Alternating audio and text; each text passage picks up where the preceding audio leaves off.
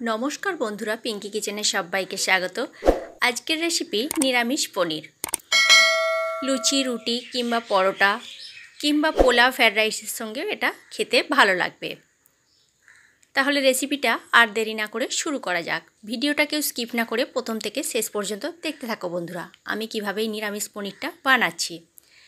আমি এখানে 400 গ্রাম পনির নিয়েছি। 400 গ্রাম পনিরটাকে ছোট ছোট টুকরো করে আগে কেটে নিচ্ছি।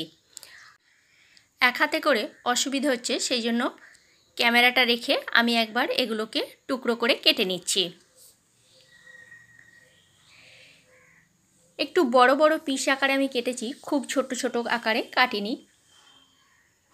এইভাবে কেটে নিয়েছি সমস্ত পনিরটাকে। আর একদিকে যে সমস্ত উপকরণ নিয়েছি সেইগুলো তোমাদের দেখিয়ে দিচ্ছি।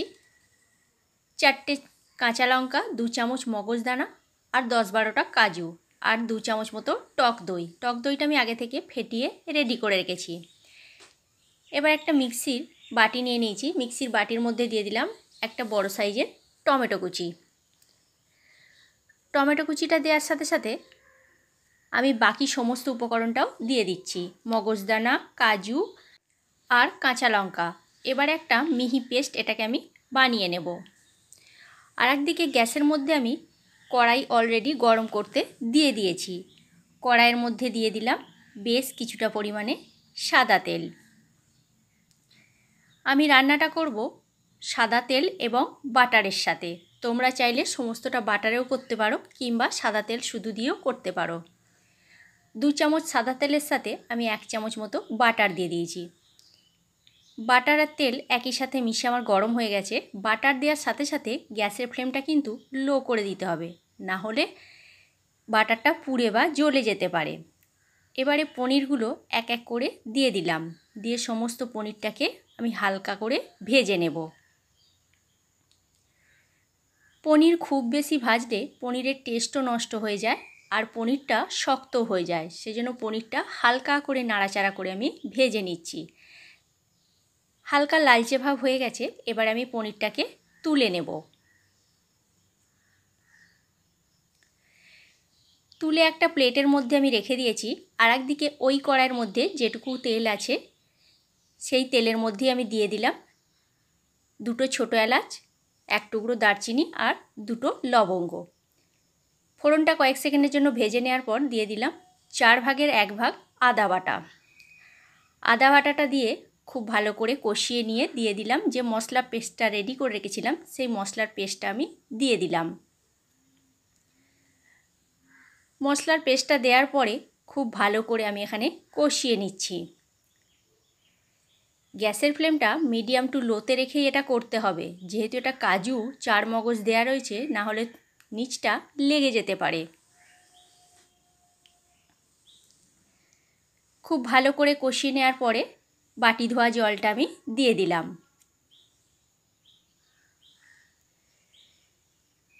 আরও একবার আমি খুব ভালো করে কষিয়ে নেব।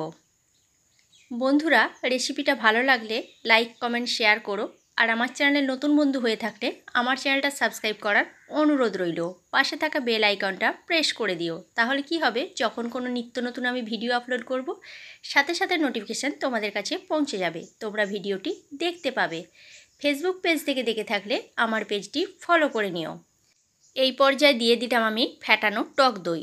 টক দইটা দেওয়ার পরে 3 থেকে 4 মিনিটের জন্য আবারও খুব ভালো করে কষিয়ে নেব।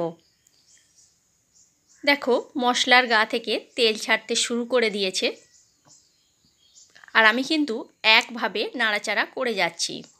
দিয়ে দিলাম স্বাদ মতো নুন আর সামান্য পরিমাণ একটু চিনি। যেহেতু এটা নিরামিষ পনির, একটু চিনি দিলে মিষ্টি মিষ্টি খেতে বেশ ভালো লাগবে। আবারও একবার খুব ভালো করে আমি সমস্ত মশলার সাথে মিশিয়ে বা কষিয়ে নিলাম। এবারে এই পর্যায়ে আমি দিয়ে দিচ্ছি ক্যাপসিকাম আর টমেটো। ক্যাপসিকাম আর টমেটোটা আমি কিউব করে কেটে নিয়েছি, সেই ক্যাপসিকাম আর টমেটোটা এখানে আমি দিয়ে দিলাম। দিয়ে মশলার সাথে খুব ভালো করে মিশিয়ে নিচ্ছি। ক্যাপসিকাম যদি আগে থেকে দিয়ে দেওয়া হতো বা ভেজে দেওয়া হতো তাহলে ক্যাপসিকামের ক্রাঞ্চি ভাবটা চলে যায়। ক্যাপসিকামটা খেতে ভালো লাগে না, তার টেস্টটাও নষ্ট হয়ে যায়। টমেটো আর ক্যাপসিকামটা দেওয়ার পরে 2 মিনিটের জন্য গ্যাসের ফ্লেমটা লো করে আমি এখানে ঢাকনা দিয়ে ঢেকে দিয়েছিলাম। 2 মিনিট পর আমি আবারও ফিরে এসেছি। দেখো ক্যাপসিকাম আর টমেটো খুব ভালো করে মশলার সাথে মিশিয়ে নিয়ে দিয়ে দিলাম বেশ কিছুটা পরিমাণে জল। মশলার বাটি ধোয়া জলটাই আমি এখানে ব্যবহার করেছি।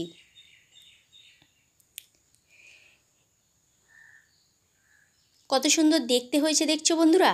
এবারে এই পর্যায়ে ঝোলটা ফুটতে শুরু করে দিলে দিয়ে দেব ভেজে রাখা পনির। পনিরটা দিয়ে 5 থেকে 7 মিনিটের জন্য আমি এটা হতে দেব।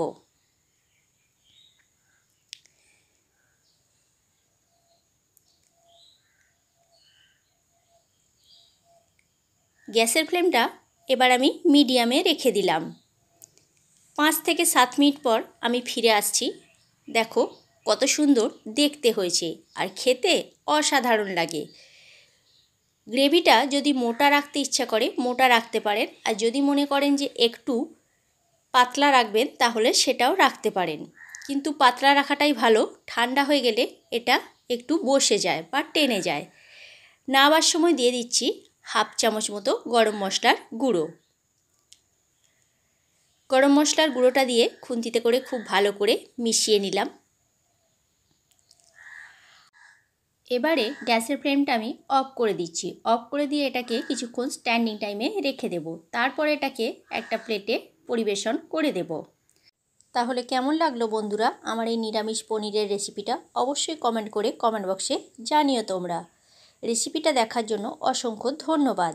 আজকের মতো তাহলে এইখানেই। নেক্সট ভিডিওতে দেখা হচ্ছে তোমাদের সাথে।